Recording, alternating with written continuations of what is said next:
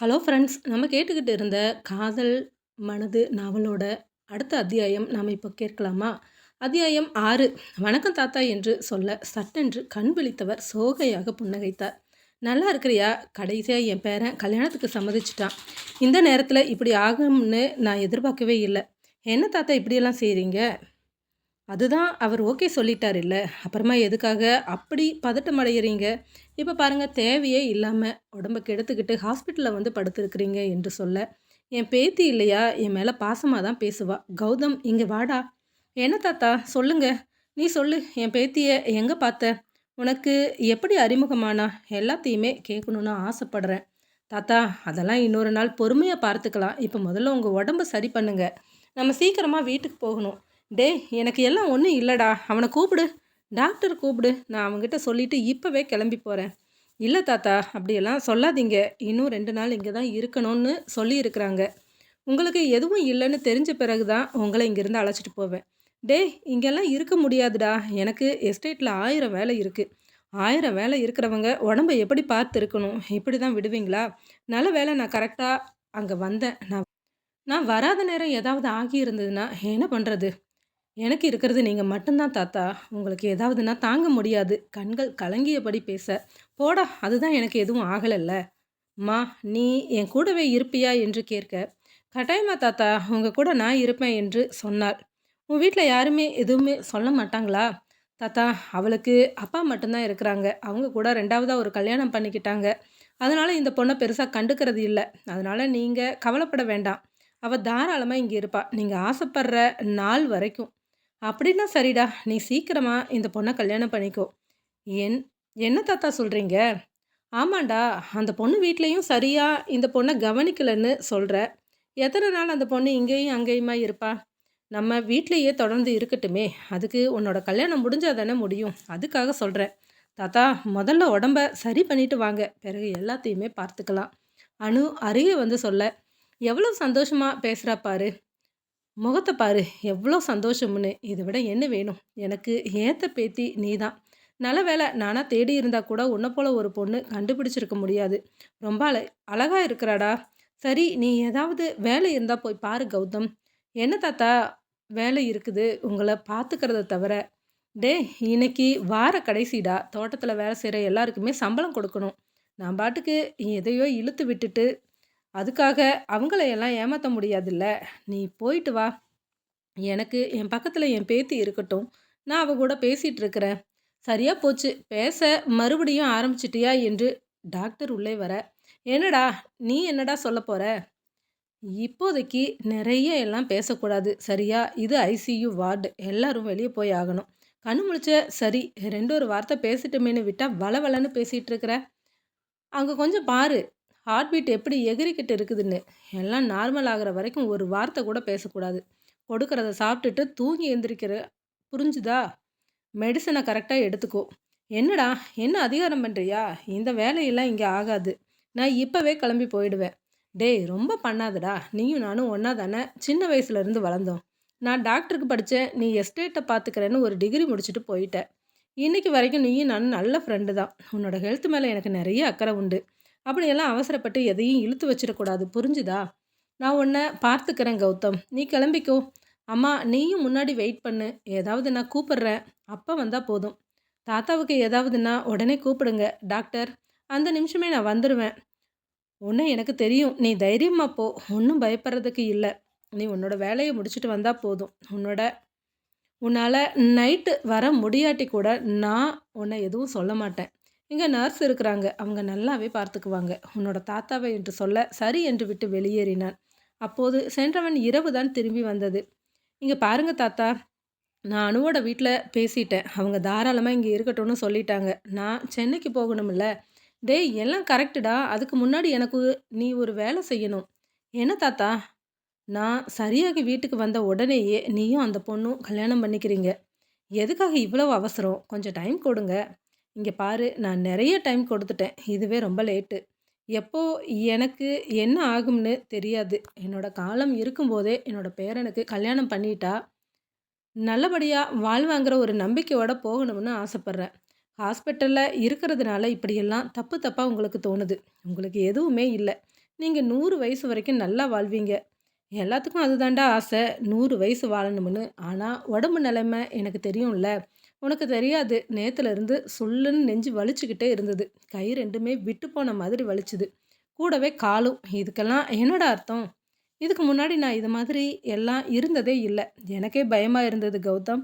என்னோட ஆசை நிறைவேற்றி வையிடா என்று கையை பிடிக்க, இவனுக்கோ என்ன சொல்வது என்று தெரியாமல் தாத்தாவையே பார்த்து கொண்டிருந்தான். "நீ பார்க்காதடா, சத்தியம் பண்ணி கொடு. நான் வீட்டுக்கு போனதும் கல்யாணம் பண்ணிக்கிறேன்னு சொல்லு" என்று சொல்லிக் கொண்டிருக்கும்போதே, டாக்டரும் சரியாக உள்ளே வந்திருந்தார். "என்னடா, என்ன பிரச்சனை? நான் கேட்குறேன், பதில் எதுவுமே சொல்ல மாட்டேங்கிறான் பாரு.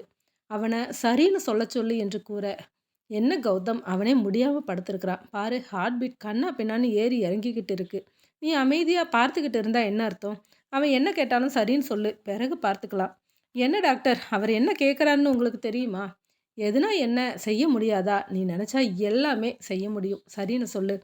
அவர் கொஞ்சம் ரிலாக்ஸ் ஆகணும்ல" என்று சொல்ல, "கட்டாயமா தாத்தா. நீங்க ஆசைப்படுற மாதிரி நடந்துக்கிறேன்" என்று சொல்ல, வேகமாக கையை நீட்டினார். "சத்தியம் பண்ணுடா. என் தலை மேல அடிச்சு சத்தியம் பண்ணு." "தாத்தா, ஏன் தாத்தா? என்ன?" என்று சொல்ல, சட்டென்று கையை பிடித்தவர் தன் தலையில் மேல் வைத்துக்கொண்டார். "நான் சொன்ன பேச்ச கேட்கணும் கௌதம்.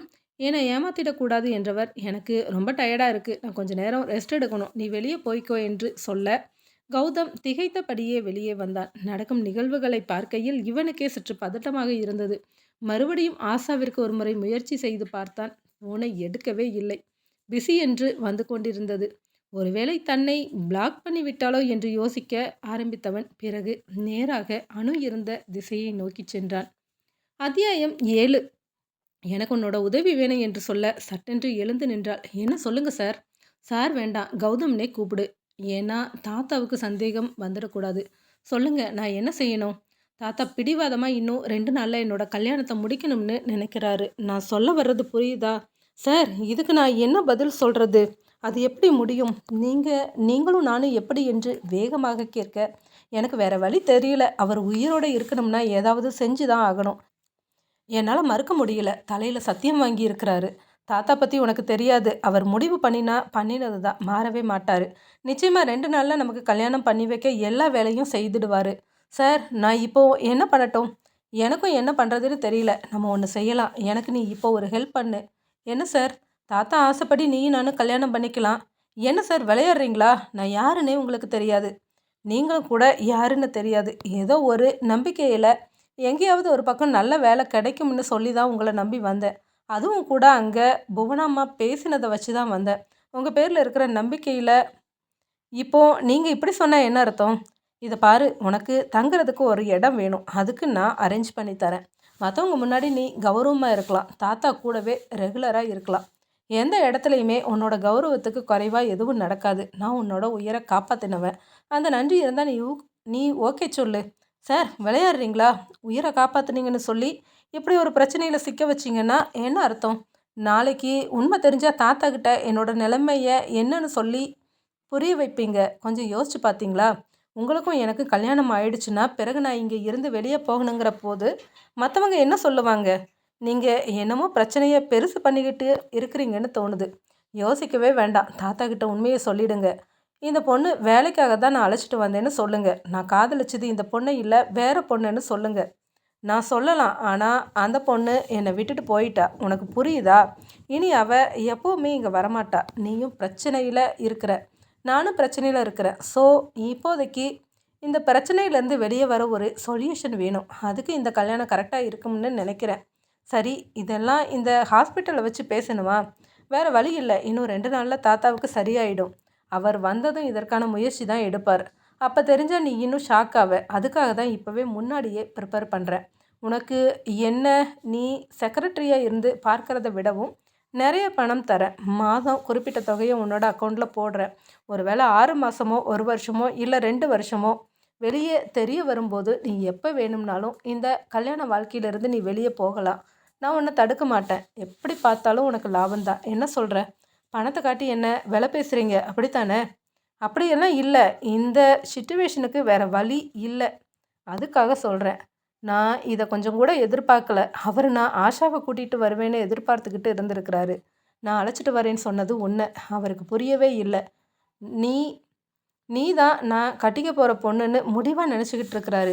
இப்போ நீ இல்லைன்னு போயிட்டேன்னு வச்சுக்கோயேன், அவருக்கு என்ன ஆகும்னு தெரியாது. அவருடைய சாவுக்கு அப்புறம் நீ தான் முழுக்க முழுக்க காரணமாக இருப்ப. என்ன சார் பெரிய பெரிய வார்த்தையெல்லாம் சொல்லிக்கிட்டு இருக்கிறீங்க? நடக்க இருக்கிறது தானே சொல்கிறேன். நீ என்ன சொல்கிற? மாட்டேன்னு சொன்னா என்ன செய்வீங்க? தாராளமா நான் உன்ன மிரட்டுவேன். நான் ரொம்ப நல்லவன் கிடையாது.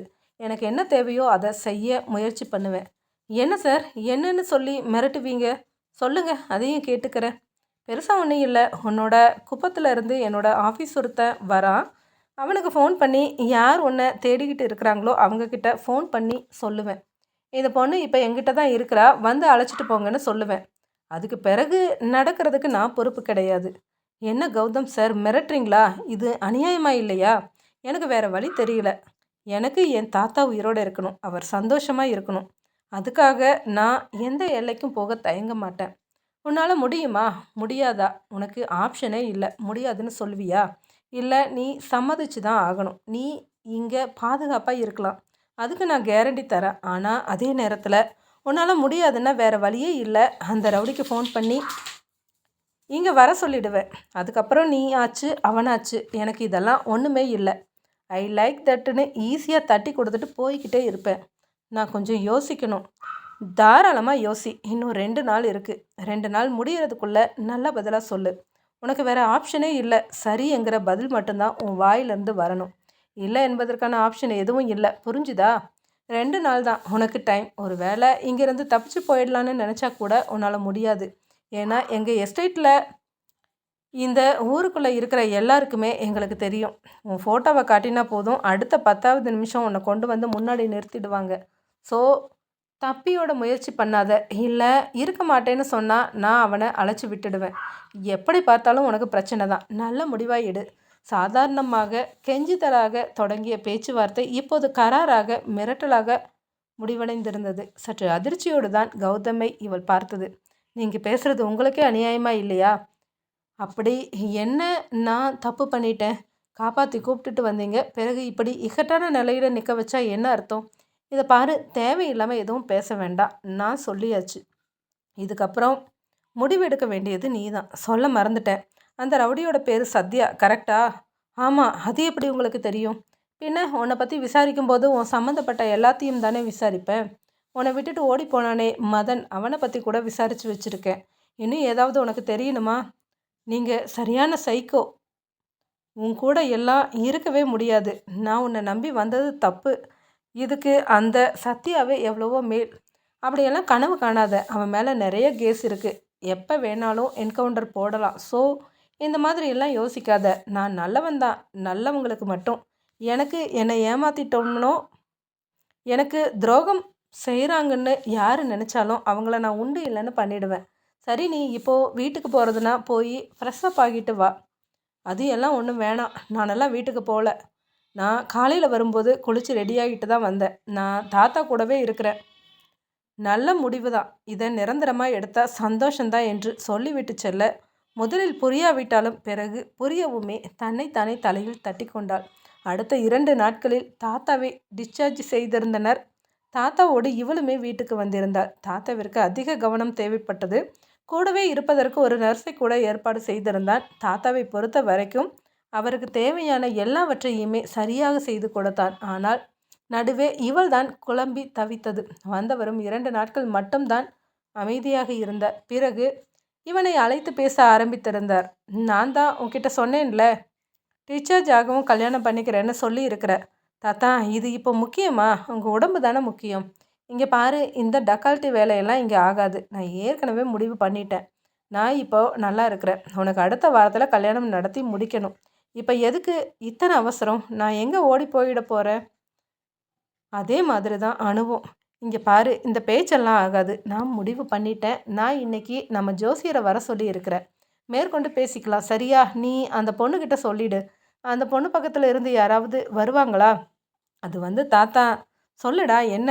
நான் தான் சொன்னேன்ல, அந்த பொண்ணோட அப்பா 2வது கல்யாணம் பண்ணிக்கிட்டாரு. அதனால் இந்த பொண்ணு ரொம்ப வருஷமாகவே தனியாக தான் இருக்கிறா. பெருசாக அவளோட பெற்றவங்க கூட டச்சப் கிடையாது. அழைச்சா வருவாங்களா என்னமோ தெரியாது. ஏனோ இந்த காலத்து ஆட்கள் இப்படி தான் இருக்கிறாங்க. விடு, நம்ம எஸ்டேட்டில் ஆட்களுக்கா பஞ்சம்? இங்கே இருக்கிறவங்களே எடுத்து நடத்தட்டும் என்று சொல்லி முடித்துவிட குழப்பத்தோடு தான் இவன் நகர்ந்தது.